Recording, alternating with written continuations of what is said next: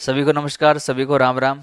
अपने आज जिला दर्शन सीरीज में आज जिस जिले के बारे में आज पढ़ने जा रहे हैं वो जिला है अन्न का कटोरा, यानी कि श्री गंगानगर। श्री गंगानगर के बारे में आज इस क्लास के अंदर अपने पढ़ेंगे कि गंगानगर जिले की मुख्य क्या क्या खास बातें हैं, कौन कौन से जीके के फैक्ट है।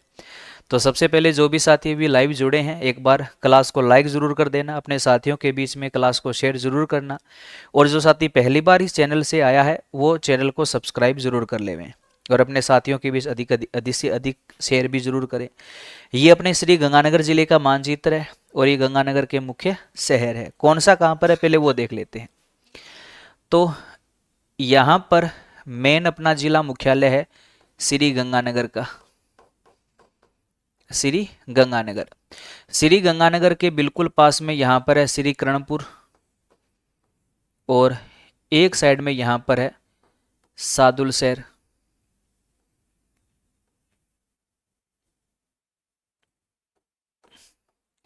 श्री गंगानगर, कर्णपुर और एक गंगानगर के पास में यहाँ पर सादुलशहर है। गंगानगर के दक्षिण भाग में यहाँ पर है पदमपुर और ये जो भाग है ये अपना है सूरतगढ़ शहर का। लगभग एक अंदाजा रखना, यहाँ पर लगभग कर्णपुर के पास में यहीं पर गजसिंहपुर है, गजसिंहपुर। ठीक है, ये गंगानगर के मुख्य शहर है।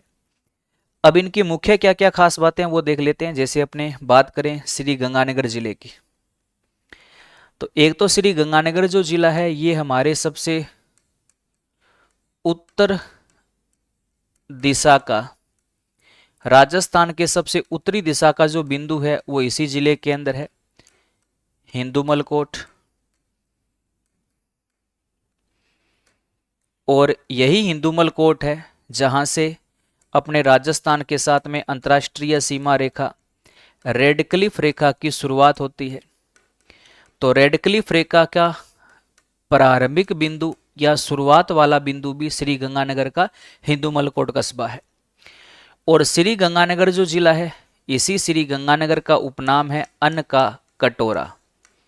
गंगानगर को क्या कहा जाता है? अन्न का कटोरा कहा जाता है, क्योंकि गेहूं उत्पादन में ये अपने राज्य का सबसे अग्रणी जिला है, तो इसको अन्न का कटोरा भी कहा जाता है।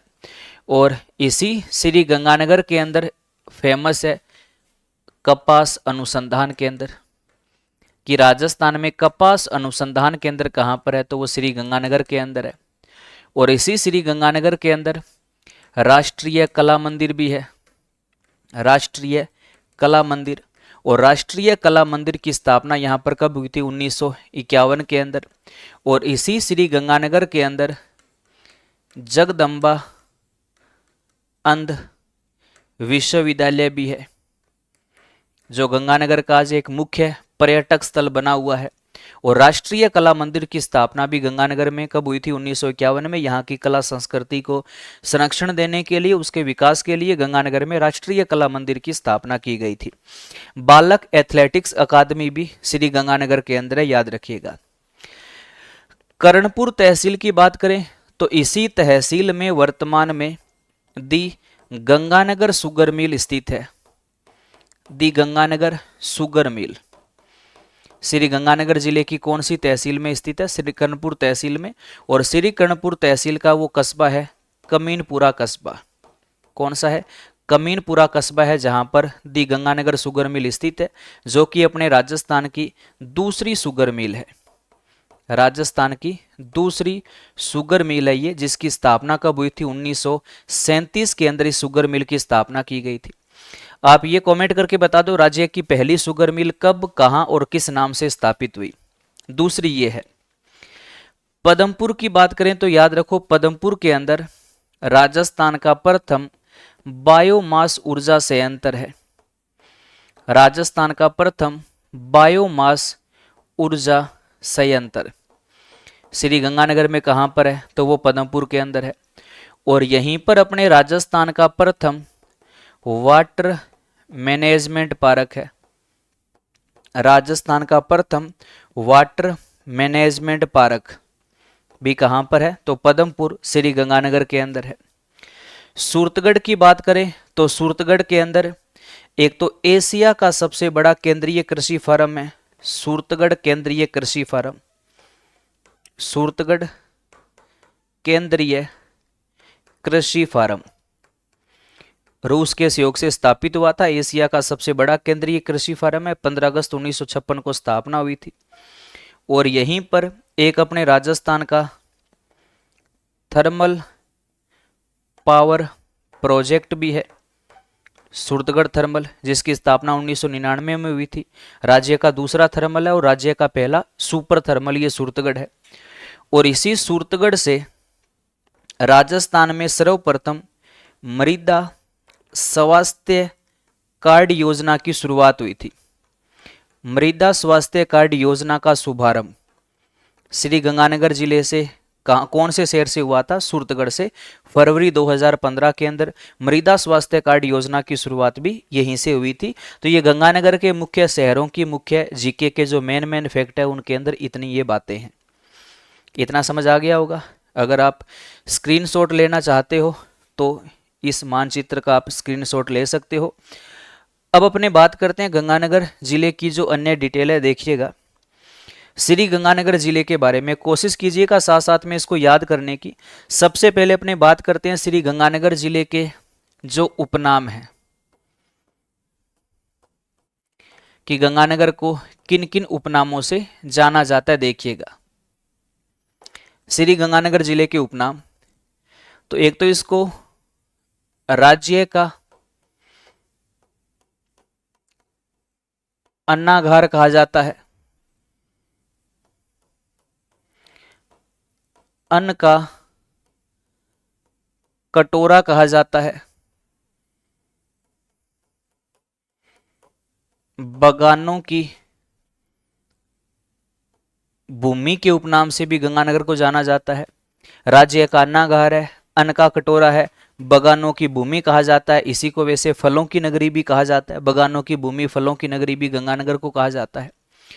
और अगर अपने बात करें श्री गंगानगर जिले के जो प्राचीन नाम है कि श्री गंगानगर का सबसे प्राचीन नाम क्या मिलता है, तो गंगानगर का प्राचीन नाम मिलता है एक तो रामू जाट की ढाणी, रामू जाट की ढाणी, और इसके बाद इसका नाम पड़ा था रामनगर।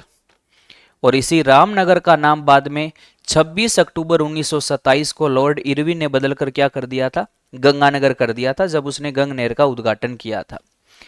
और एक जैसे अपने ये पढ़ते रहते हैं कि वर्तमान अपने राजस्थान के अंदर श्री गंगानगर प्लस अनूपगढ़ प्लस हनुमानगढ़, इन तीनों जिलों का जो संयुक्त धरातल है, तीनों जिलों का जो संयुक्त धरातल है, उस धरातल को प्राचीन काल में योध्या प्रदेश के नाम से भी जाना जाता था। योध्या प्रदेश, तो योध्या प्रदेश भी इस वाले क्षेत्र का प्राचीन नाम मिलता है। गंगानगर, अनूपगढ़ व हनुमानगढ़ के संयुक्त धरातल को प्राचीन काल में किस नाम से जाना जाता था? योध्या प्रदेश के नाम से जाना जाता था। तो योध्या प्रदेश के अंतर्गत भी आने वाला जिला कौन सा है? श्री गंगानगर है। श्री गंगानगर जिले का जो आरजे नंबर है, तो वो गंगानगर का जो आरजे नंबर है वो क्या है? आरजे 13 है। और श्री गंगानगर जिले का जो शुभंकर है, तो श्री गंगानगर जिले का शुभंकर कौन सा है? चिंकारा है। और इसका वैज्ञानिक नाम चिंकारे का क्या है? गजेला, गजेला, जो श्री गंगानगर जिले का शुभंकर भी है। और चिंकारा अपने राजस्थान का राज्य पशु भी है। और चिंकारे को राज्य पशु का दर्जा कब दिया गया था? 1981 के अंदर इसको राज्य पशु का दर्जा मिला था। और एक याद रखना, चिंकारे के लिए अगर वो ये कहे कि कौन सा अभयारण्य प्रसिद्ध है, तो याद रखो चिंकारे के लिए नाहरगढ़ अभयारण्य प्रसिद्ध है। और नाहरगढ़ है कहाँ पर? जयपुर के अंदर है। यानी कि नाहरगढ़ अभयारण्य का मुख्य जीव कौन सा है? तो चिंकारा है। आसान आसान सी बातें हैं, साथ साथ में याद करने की कोशिश करें तो याद हो सकता है। गंगानगर के उपनाम राज्य का अन्नागार कहा जाता है।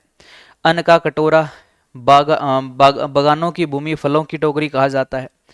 प्राचीन नाम, सबसे पुराना नाम रामू जाट की ढाणी, बाद में रामनगर। और गंगानगर, अनूपगढ़, हनुमानगढ़ के संयुक्त प्रदेश को प्राचीन काल में योधेय प्रदेश के नाम से भी जाना जाता था। गंगानगर का आरजे नंबर आरजे 13 है और शुभंकर गंगानगर का चिंकारा यानी कि गजेला गजेला है। और चिंकारे को राज्य पशु का दर्जा 1981 में दिया गया था।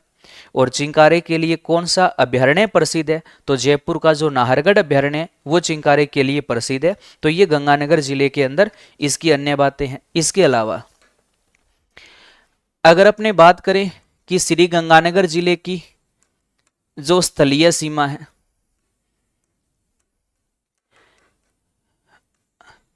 तो श्री गंगानगर जिले की जो स्थलीय सीमा है, तो एक तो गंगानगर की स्थलीय सीमा जो है वो अंतर्राष्ट्रीय सीमा को भी स्पर्श करती है, यानी कि श्री गंगानगर जिले का पड़ोसी जो देश है वो कौन सा है? पाकिस्तान है। पाकिस्तान के साथ में अंतर्राष्ट्रीय सीमा साझा करता है। श्री गंगानगर जिले की सीमा अंतर्राज्यीय सीमा भी बनाती है। एक इसका पड़ोसी राज्य भी है गंगानगर का, कौन सा है? पंजाब है। यानी कि गंगानगर वो जिला है जो अंतर्राष्ट्रीय सीमा भी बनाता है और अंतर्राज्यीय सीमा भी बनाता है। और अंतर्राज्यीय सीमा किसके साथ बनाता है? पंजाब के साथ। और श्री गंगानगर जिले के पड़ोसी जिले कौन से हैं? तो एक तो श्री गंगानगर जिले की सीमा को स्पर्श करेगा जो इसे अलग होकर नया जिला बना अनूपगढ़। एक इसकी सीमा को स्पर्श करता है बीकानेर और एक इसकी सीमा को स्पर्श करता है हनुमानगढ़। ये श्री गंगानगर जिले के 3 पड़ोसी जिले हैं, अनूपगढ़, बीकानेर और हनुमानगढ़। तो गंगानगर का एक पड़ोसी देश है पाकिस्तान, एक पड़ोसी राज्य है पंजाब और 3 पड़ोसी जिले हैं अनूपगढ़, बीकानेर और इसके पास में हनुमानगढ़ है। ये गंगानगर के 3 पड़ोसी जिले हैं। उसके बाद अगर अपने बात करें कि श्री गंगानगर जिले की जलवायु कैसी है, तो याद रखो भारतीय जो मौसम विभाग है वो अधिकांश श्री गंगानगर जिले के धरातल पर अर्धशुष्क जलवायु मानता है। कि अधिकांश श्री गंगानगर में पाई जाने वाली जलवायु कैसी है? तो याद रखो यहां पर अर्धशुष्क जलवायु पाई जाती है। इसके अलावा अगर उन विदेशी भौगोलिक वक्ताओं की बात करें तो कोपेन के अनुसार यहां पर BWHW प्रकार की जलवायु है। थोर्नवेट के अनुसार यहां पर DBW जलवायु है और ट्री वार्ता के अनुसार श्री गंगानगर जिले में BSH प्रकार की जलवायु है, जो कहीं ना कहीं भारतीय मौसम विभाग वाले मत का समर्थन भी करता है। कौन? ट्री वार्ता। जिला दर्शन के ऑनलाइन बैच के साथी क्लास को देख रहे होंगे, हमने उस बैच के अंदर इस चीज को अच्छे से डिटेल में भी पढ़ा था। और आप सभी के लिए खुशखबरी है भाई, अगर आप मेरे साथ राजस्थान के जिला दर्शन के ऑनलाइन बैच में अगर आप जुड़ना चाहते हो तो न्यू ईयर के उपलक्ष्य में संकल्प कोचिंग गंगानगर की ऑनलाइन ऐप के ऊपर जिला दर्शन के कोर्स के ऊपर अब फिलहाल 2 से 3 दिन के लिए महा ऑफर दिया जा रहा है। 80% की छूट दी जा रही है। इन 2 या 3 दिनों में आप जिला दर्शन के ऑनलाइन कोर्स में नाम मात्र की फीस देकर आप मेरे साथ लाइव उस बैच में जुड़ सकते हो, जिसमें आपको राजस्थान का नया जीके डिस्ट्रिक्ट वाइज जो है वो बेहतरीन तरीके से पढ़ने को मिलेगा, जो एक व्यवस्थित रूप से चल रहा है। संभाग वाइज प्रत्येक जिले को डिटेल में पढ़ भी रहे हैं। जो साथी जिले दर्शन के बैच में जुड़े हैं क्लास के अंदर उनको पता है। और जैसे कोई जिला होता कंप्लीट होता है तो उसके बाद उसका एक टेस्ट भी रहता है, डाउट सेशन भी रहता है। सारी चीजें व्यवस्थित रूप में चल रही है। तो कहने का मतलब है अब आप नाम मात्र का शुल्क देकर अपना राजस्थान जो जीके है अपना बेहतरीन बना सकते हो। और राजस्थान की कोई भी भर्ती की तैयारी कर रहे हो, आप सबको पता है राजस्थान जीके बड़ा महत्वपूर्ण है। तो राजस्थान जीके को अगर आप बेहतरीन तरीके से पढ़ना चाहते हो तो राजस्थान के जिला दर्शन के बैच में जुड़ने का ये सुनहरा अवसर है। न्यू ईयर के उपलक्ष्य में महा ऑफर चल रहा है, 80% की छूट दी जा रही है। नाम मात्र के फीस में आप हमारे साथ में जुड़ सकते हो।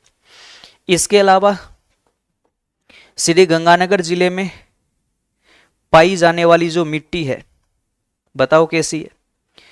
एक तो यहां पर रेतीली मिट्टी पाई जाती है, मोटे कण वाली मिट्टी है तो इसको अपने बलुई मिट्टी भी बोलते हैं, मरुस्थलीय मिट्टी भी बोलते हैं। कृषि विभागीय वर्गीकरण के अनुसार यहाँ पर रेवेरीना व साइरोजेक्स, रेवेरीना व साइरोजेक्स प्रकार की जो मिट्टियां हैं वो भी यहाँ पर पाई जाती है। किसके अनुसार? कृषि विभागीय वर्गीकरण के अनुसार। रेवेरीना और साइरोजेक्स जो मिट्टी है ना, ये योध्या प्रदेश के तीनों जिलों में पाई जाती है, गंगानगर में भी, अनूपगढ़ में भी, हनुमानगढ़ में भी। तीनों जिलों में रेवेरीना और साइरोजेक्स मिट्टी की प्रधानता है। और मरुस्थल का कोई भी जिला होगा तो स्वाभाविक सी बात है वहां पर रेतीली, बलुई या मरुस्थलीय मिट्टी मिलेगी। ये मिट्टी मिलेगी तो इसी को तो नाम दे दिया वैज्ञानिकों ने एरिडी और एंटी सॉइल। तो ये गंगानगर जिले के अंदर भी पाई जाती है। उसके बाद गंगानगर जिले के अगर अपने बात करें अपवाह तंत्र की, यानी कि यहां पर बहने वाली नदियों की, तो श्री गंगानगर जिले में आंतरिक अपवाह तंत्र की एक नदी बहती है जिसको हम किस नाम से जानते हैं? घग्गर नदी के नाम से जानते हैं।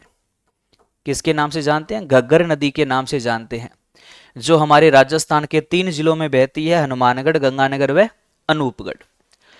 घग्गर जो नदी है, इस नदी की जो कुल लंबाई है, जो कि एक अनुमानित लंबाई मानी जाती है, लगभग 465 किलोमीटर है। और राजस्थान में इसकी जो लंबाई है वो कितनी है? 100 किलोमीटर है। इस नदी का जो बहाव क्षेत्र है वो श्री गंगानगर जिले के अंदर है। घग्गर को ही सरस्वती, दवष्टवती, मृत नाली, सोतर, नट, नटखट, वाहिंद, लेटी हुई नदी, राजस्थान का शो कई उपनामों से भी जाना जाता है। इसके बहाव क्षेत्र को राजस्थान में नाली कहा जाता है, पाकिस्तान में हाकड़ा या हकरा कहा जाता है। घग्गर बेसिन को घग्गर का दोआब, घग्गर का डूंगरा और मालव क्षेत्र कहा जाता है। घग्गर के मैदान को चावल का मैदान या राइस बेल्ट, वग्गी या बग्गी और काठी क्षेत्र के नाम से जाना जाता है। श्री गंगानगर जिले में घग्गर का जो बहाव क्षेत्र है वो सोडावाटी कहलाता है। नाली जो है वो हनुमानगढ़ में घग्गर का बहाव क्षेत्र है, जिस शब्द को राजस्थान के लिए भी प्रमुखता दी जाती है कि जिले के हिसाब से प्रश्न ना बने, वो ये कहे कि राजस्थान में घग्गर का बहाव क्षेत्र क्या कहलाएगा, तो नाली कहलाएगा। डिस्ट्रिक्ट वाइज अगर प्रश्न बना दे और वो ये कह दे कि श्री गंगानगर जिले में, केवल किसमें? श्री गंगानगर, तो श्री गंगानगर जिले में घग्गर का जो बहाव क्षेत्र है वो क्या कहलाता है? तो याद रखना वो क्या कहलाएगा? सोडावाटी कहलाएगा। श्री गंगानगर प्लस कर लो अनूपगढ़, ठीक है, दोनों जिलों में। और अगर वो ये कहे कि हनुमानगढ़ जिले के अंदर घग्गर का बहाव क्षेत्र क्या कहलाता है, तो क्या कहलाता है? नाली कहलाता है। और इसी शब्द को अगर वो जिलों का नाम ना ले, सीधा सा बोल दे कि राजस्थान में घग्गर का बहाव क्षेत्र क्या कहलाता है, तो नाली कहलाता है। और वहीं अगर अपने बात करें पाकिस्तान की, तो पाकिस्तान में घग्गर का जो बहाव क्षेत्र है वो क्या कहलाता है? हाकड़ा या हकरा कहलाता है। पाकिस्तान में घग्गर का बहाव क्षेत्र। बाकी अपने जिला दर्शन के बेच के अंदर घग्गर को हमने डायग्राम के हिसाब से पूरा डिटेल में पढ़ा भी था। तो जिला दर्शन जो ऑनलाइन बेच है ना, उसके अंदर ये नहीं कि केवल घग्गर का नाम आ गया तो केवल घग्गर के बारे में बता दिया। घग्गर का अगर नाम आ गया तो घग्गर को पूरा डिटेल में पढ़ेंगे, मानचित्र के साथ पूरी डिटेल, पूरी व्याख्या घग्गर के बारे में उस बेच में बताई जाएगी। तो जिला दर्शन के ऑनलाइन बेच की यही तो खास बात है कि उसमें जीके आपका कंप्लीट होगा पूरा डिटेल में। अगर मान लो बीकानेर के अंदर मान लो कि वहां पर जूनागढ़ दुर्ग का नाम आ गया, तो जूनागढ़ दुर्ग को पूरा डिटेल में पढ़ा जाएगा। हनुमानगढ़ में बटनेर दुर्ग का नाम आ गया तो बटनेर दुर्ग की पूरा डिटेल में हम पढ़ेंगे। इतना जिला दर्शन का मतलब ये मत समझना कि केवल हमें ये इतना बताएंगे कि बटनेर दुर्ग हनुमानगढ़ में है, जूनागढ़ दुर्ग बीकानेर में है, नहीं, उसको पूरा डिटेल में पढ़ेंगे। तभी तो मैं आपको बोल रहा हूं कि राजस्थान जीके को पूरा डिटेल में, नए जीके को डिस्ट्रिक्ट वाइज अगर आपने सीखना है तो अब जिला दर्शन के ऑनलाइन बैच में एडमिशन लेने का आपके पास में सुनहरा मौका है। क्योंकि न्यू ईयर के उपलक्ष्य में संकल्प गंगानगर की ऑनलाइन ऐप पर जिला दर्शन के इस ऑनलाइन बैच में 80% की छूट दी जा रही है, जो 2 या 3 दिन के लिए ऑफर रहेगा। तो आप इस ऑनलाइन बैच के अंदर एडमिशन ले सकते हो। तो ये गंगानगर का अपवाह तंत्र है। उसके बाद अगर बात करें गंगानगर से कौन कौन सी नहर परियोजनाओं का संबंध है, बताओ। दो नहरों का संबंध है।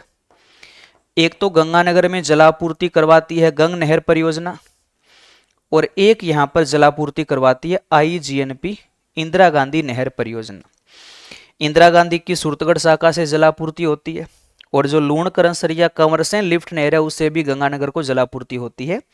गंग नहर अब हमारे दो जिलों से संबंधित है, गंगानगर व अनूपगढ़, और इस गंग नहर का सर्वाधिक लाभ प्राप्त करने वाला जिला यही है, श्री गंगानगर ही है।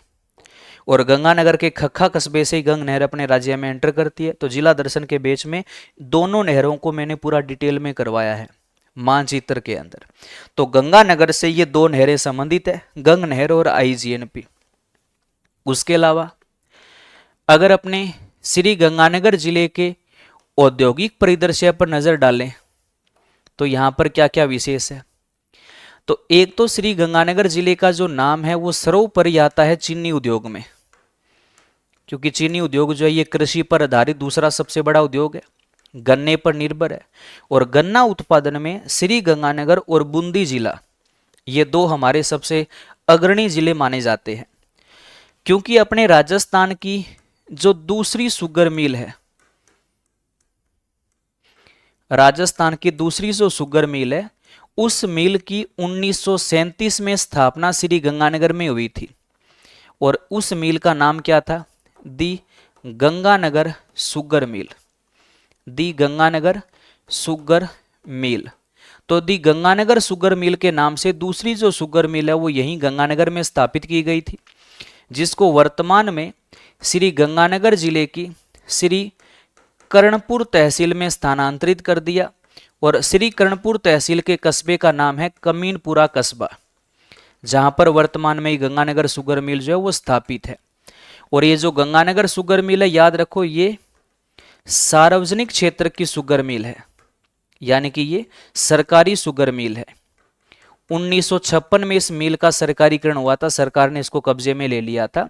और इस गंगानगर शुगर मिल ने 1968 में चुकंदर से चीनी बनाने की परियोजना भी शुरू की थी, और ये उत्पादन में हमारे राज्य की सबसे बड़ी शुगर मिल है, जिसकी स्थापना कब हुई थी, तो 1937 में हुई थी। उसके अलावा गंगानगर में रिको द्वारा स्थापित एग्रो फूड पार्क भी स्थापित है। और रिको द्वारा स्थापित, आपको पता है राजस्थान में कितने एग्रो फूड पार्क है, 4 एग्रो फूड पार्क है। रट्टा लगा लेना, पर्सन लगभग आता ही आता है। पहला एग्रो फूड पार्क कोटा में है, दूसरा जोधपुर में है, तीसरा गंगानगर में है, और चौथा अलवर में है। कितने एग्रो फूड पार्क है, 4। तो गंगानगर में रिको द्वारा स्थापित एक एग्रो फूड पार्क भी है, पहला कोटा में हरनपुरा के अंदर है। इसके अलावा अगर अपने बात करें श्री गंगानगर जिले के ऊर्जा संसाधन की, ऊर्जा संसाधन की, तो ऊर्जा संसाधन में सबसे बड़ा इसके अंदर नाम आता है Suratgarh super thermal power project का, जो एक तापीय परियोजना है, जिसकी स्थापना 1999 ईस्वी के अंदर हुई थी। और 1999 में जहां इसकी स्थापना हुई थी वहां पर एक गांव हुआ करता था, ठुकराना गांव। वर्तमान में तो यहाँ पर गांव नहीं है, वर्तमान में तो ये एरिया सूरतगढ़ शहर में मिक्स हो गया, लेकिन उस समय ये गांव था ठुकराना गांव, जहां पर 1999 में इस थर्मल की स्थापना हुई थी। याद रखना, ये राजस्थान का दूसरा थर्मल है, पहला थर्मल कोटा में 1978 में लगा था, और ये राज्य का पहला सुपर थर्मल है। पहला थर्मल कोटा और पहला सुपर थर्मल सूरतगढ़। और राज्य में सर्वाधिक विद्युत उत्पादन क्षमता, सर्वाधिक विद्युत उत्पादन क्षमता वाला जो थर्मल है वो यही है। इसके पास में 2820 मेगावाट विद्युत बनाने की क्षमता है, लेकिन इतनी विद्युत ये बनाता नहीं है, केवल क्षमता है। सबसे ज्यादा विद्युत बनाने वाला जो थर्मल है वो तो छबड़ा वाला है, लेकिन सबसे ज्यादा विद्युत बनाने की क्षमता किसके पास है? सूरतगढ़ वाले के पास है, 2820 मेगावाट है। और इसी थर्मल को राजस्थान का आधुनिक तीर्थ स्थल भी कहा जाता है। इसके ऊपर टोटल 8 इकाइयां जो है वो वर्तमान में स्थापित है। तो ये श्री गंगानगर में ही है। इसके अलावा राजस्थान का प्रथम बायोमास ऊर्जा संयंत्र, राज्य का प्रथम बायोमास ऊर्जा संयंत्र श्री गंगानगर जिले में स्थापित हुआ था। कहां पर स्थापित हुआ था? पदमपुर के अंदर। तो यहां पर बायोमास ऊर्जा का भी परियोजना है। कहां पर है? पदमपुर में, जहां पर अपने राज्य का प्रथम बायोमास ऊर्जा संयंत्र यहां पर स्थापित हुआ था। अन्य अगर अपने बात करें तो अन्य तथ्य के अंदर एक कस्बे का गंगानगर में नाम आता है बींजवायला। बींजवायला श्री गंगानगर जिले का एक प्रसिद्ध कस्बा है। दो बातें याद रखना, एक तो यहां पर अपने राजस्थान में नवीन पेट्रोलियम के जो भंडार है वो यहां पर खोजे गए हैं। अब अगर कोई इसके आसपास का निवासी है तो वो ये मत कमेंट करना कि यहां पर तो कुछ नहीं है। किताबों में लिखा है, मानना पड़ेगा, सरकार भी ये मानती है तो मानना पड़ेगा, चाहे यहां पर कुछ भी ना हो। लेकिन सरकारी किताब में लिख दिया कि पेट्रोलियम के सबसे नवीन भंडार कहाँ खोजे गए, तो बींजवाला श्री गंगानगर में, तो मानना पड़ेगा। इसके अलावा यहां पर एक शक्ति मंदिर भी है। यहां पर प्रसिद्ध एक बाइयों जी का मंदिर है। बाइयां जिसको बोलते हैं, यहाँ के जो लोकल अपने जैसे गंगानगर के अगर कोई निवासी है तो उनको इनकी मान्यता के बारे में पता है। बहुत मान्यता है अपने गंगानगर के आसपास के क्षेत्रों में, खासकर बच्चों के अंदर जो विभिन्न प्रकार के जो रोग पाए जाते हैं उनका जो अपने कहते हैं समाधान जो है वो इस शक्तिपीठ से बहुत ज़्यादा प्रभाव पड़ता है। तो ये ऐतिहासिक जो बाइयों जी का जो मंदिर है, बाइयों का जो मंदिर है वो बींजवायला श्री गंगानगर में है, एक शक्तिपीठ भी है और यहाँ से पेट्रोलियम के सबसे नवीन भंडार भी मिले हैं। उसके अलावा श्री गंगानगर में कला संस्कृति को संरक्षण देने के लिए यहाँ पर राष्ट्रीय कला मंदिर की भी स्थापना की गई है। और श्री गंगानगर में राष्ट्रीय कला मंदिर की स्थापना कब हुई थी? तो 1951 ईस्वी में यहाँ पर राष्ट्रीय कला मंदिर की स्थापना की गई थी। तो राष्ट्रीय कला मंदिर भी कहाँ पर है? तो वो श्री गंगानगर में, जो कब स्थापित हुआ था? 1951 में यहाँ पर राष्ट्रीय कला मंदिर की स्थापना की गई थी। इसके अलावा श्री गंगानगर जिले के अंदर बालक एथलेटिक्स अकादमी कहां पर है? श्री गंगानगर के अंदर है। श्री गंगानगर के अंदर ही जगदम्बा अंध विश्वविद्यालय कहां पर है? श्री गंगानगर में है, जो आज गंगानगर का एक ऐतिहासिक और सबसे प्रमुख यहाँ का पर्यटक स्थल बना हुआ है।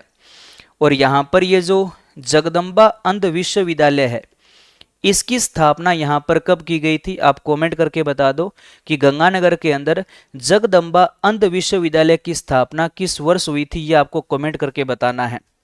इसकी स्थापना किस वर्ष की गई थी, ये कमेंट करके बता दो। इसके अलावा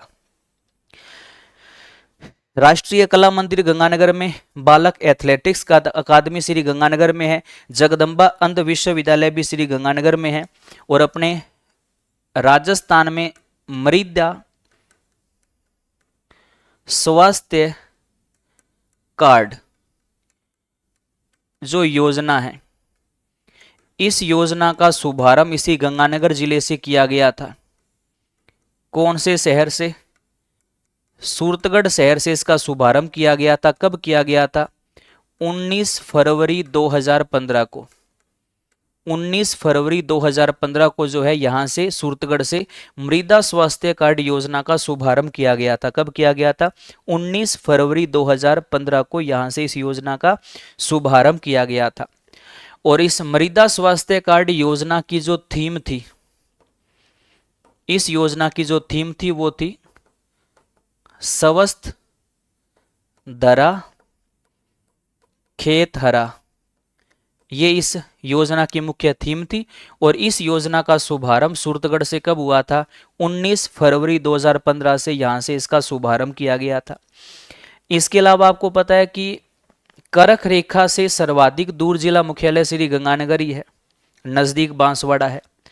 तो 21 जून को जब सूर्य करक रेखा पर लंबवत चमकेगा तो सूर्य की सीधी किरणें बांसवाड़ा पर पड़ेगी और तिरछी किरणें गंगानगर पर पड़ेगी। तो तिरछी किरणों वाला जिला भी किसको कहा जाता है? गंगानगर को कहा जाता है। प्रसिद्ध गजल गायक जगजीत सिंह